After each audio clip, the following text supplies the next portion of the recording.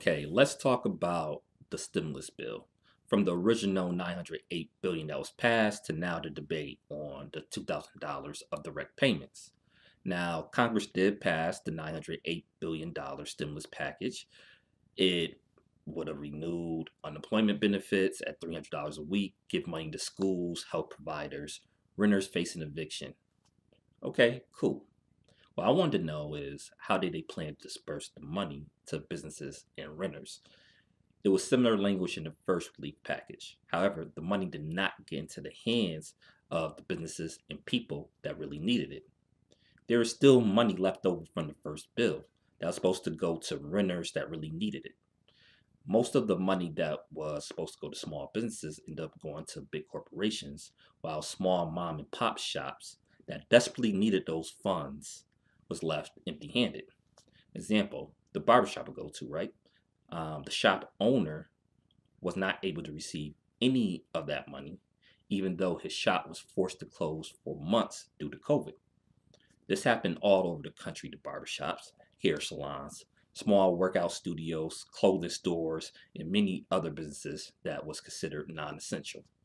The original bill called for $600, which is ridiculous.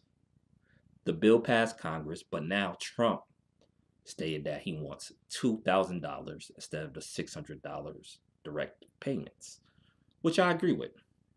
Although, if Trump really wanted that $2,000 of direct payments, he could have stepped in a while ago.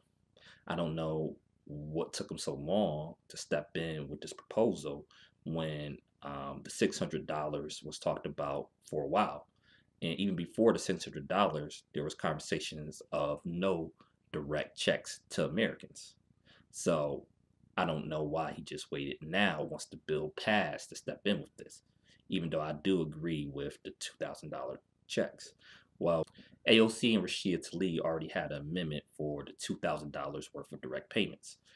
We knew the unanimous consent vote that Pelosi called for wasn't going to pass, but the House will vote on the $2,000 direct payments on Monday. Now, here where things get interesting. If it passes the House, what will the Senate Republicans and Mitch McConnell do? Hopefully, it will pass, but I'm very skeptical about it passing. Senator Roy Blunt already said that he wasn't going to vote for it and he didn't think it would pass the Republican led Senate. So we'll see. Hopefully, it does pass, but I would be surprised if we ultimately end up with the $2,000 of direct payments. But, maybe I'm wrong and it's not impossible. But if I was a betting person, I would bet against it happening. But what are some lessons from this?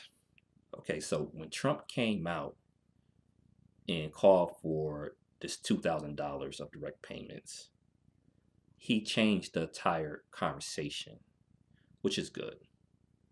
Now, ultimately, I believe that Trump is just playing the game. I don't think he's serious. I don't think he cares one way or the other. He might have called on this to get back at Mitch McConnell for acknowledging that he lost the election, or maybe he called for it to make himself seem like the people's champion. He's really fighting for the people, or maybe a combination of both. But the bottom line is, it did change the conversation. And this is my frustration with Democratic politicians. Most of the Democrats that go on TV are more than willing to give in to the bad framing. Senator Mark Warner, he's a Democrat for Virginia, was actually arguing against direct payments to the people. Even if you don't have the votes, make the argument and make the case. That way you can change the conversation and you're more likely to get what you want, or at least a portion of what you want, than if you don't fight at all. Because if you give into their terms, you're going to just keep negotiating down, down, and down. When the Dems did that, you seen for the most part, it was looking like we wasn't going to get any direct payments until some people in Congress, like Bernie Sanders, and AOC and them, was fighting to change that conversation. That's the only way the $600 got put in the first place. So make your case. That's what we always have to do. Fight, and you negotiate up, don't negotiate down. So we need a broader conversation in general, though. We really do. So other countries were giving people that were impacted economically by COVID $2,000 a month. Now, Congressman Ro Khanna have a similar proposal here in the U.S., but most Dems won't even talk about it. The $600 direct checks will do very little to change the economic impact of COVID. If we would have planned the initial shutdown right, we wouldn't even be in the situation now. If we would have did a UBI in the beginning, which would have gave direct payments every month to Americans, we wouldn't be in the situation now. And at least talk about UBI until this pandemic is over. That way, people would have been able to pay their rent. They would have been able to pay their utilities, and we wouldn't be in such a economic catastrophe right now. Because what's going to happen next year once the eviction moratorium is up? Yes, people can't get evicted from their homes now, but that doesn't mean that rent is forgiven. How are people going to pay all that back rent? Now, we haven't even felt the full economic impact of COVID. Till you address some of these issues, there's going to be a lingering effect. I'm not confident in the Biden administration to counteract the impacts of COVID on the economy. I'm just not. A lot of the signs that's coming from his administration is not good. He's already backing down on the $50,000 worth of student loan debt forgiveness. On his camp, he pushing more of the $10,000 worth of relief, which again do very little for people that's having trouble paying their student loans back. So it's just frustrating overall. But what I want to leave y'all with is this. Um, yes, it is true that politicians like Trump and DeSantis of Florida have made this COVID problem linger longer than it had to, just by simply advocating for their supporters to wear masks.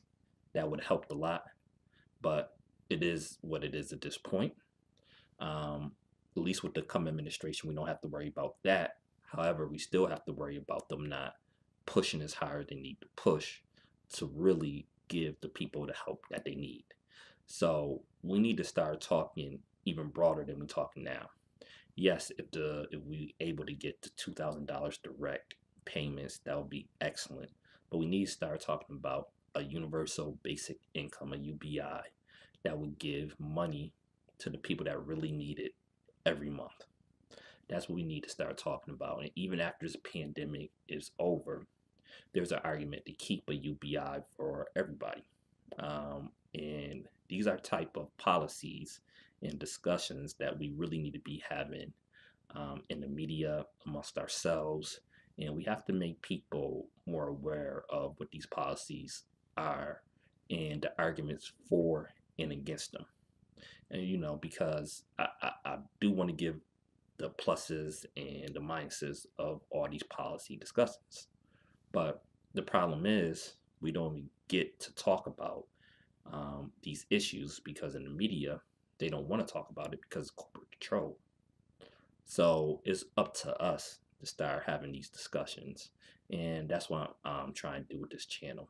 So make sure you subscribe, like, click that notification bell because we're going to start having these serious discussions that need to be had. This is Amin Shah, signing off. Peace.